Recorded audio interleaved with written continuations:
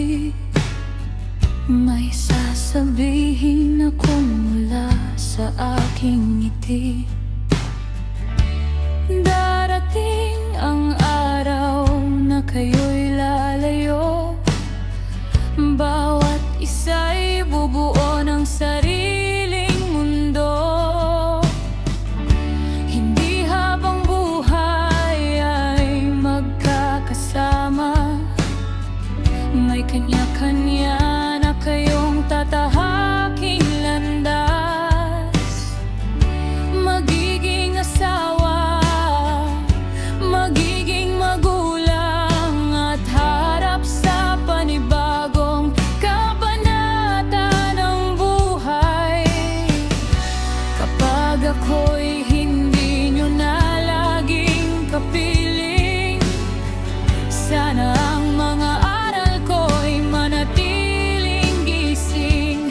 Dahil ang tunay na yaman na maiwan ko ay ang pagmamahalang itinanim sa puso niyo.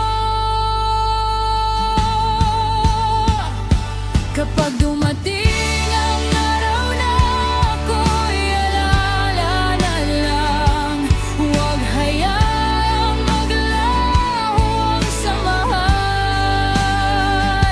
Iwasan niyo ang inggitan, huwag maghilahan pababa.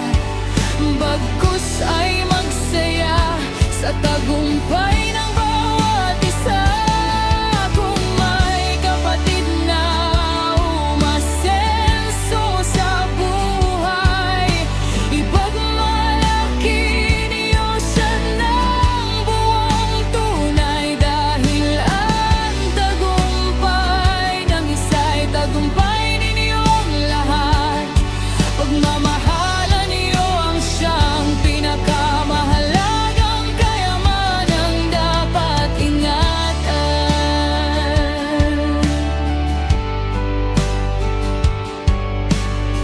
Hindi sukatan ang laki ng bahay o pera, hindi rin ang ganda ng trabaho o biyaya.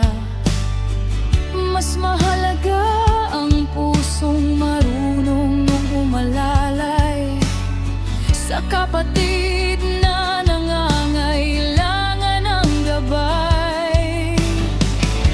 Kapag may isang nalugmo sa laban, huwag niyo siyang iwan sa gitna ng daan. Abutin ang kamay, damayan ang luha. Dahil kayo'y magkakapatid na isang pinagmulan.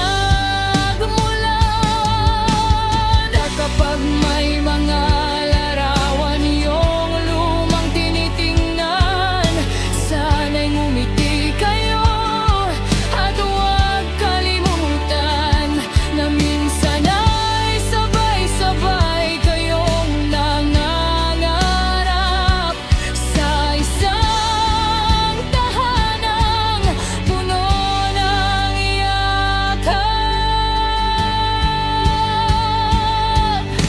At kahit ako'y wala na sa mundong ibabaw, mananatili akong buhay sa bawat alaala niyo. Sa bawat tawanan, sa bawat pagtutulungan, naroon ang pagmamahal kong walang hanggan.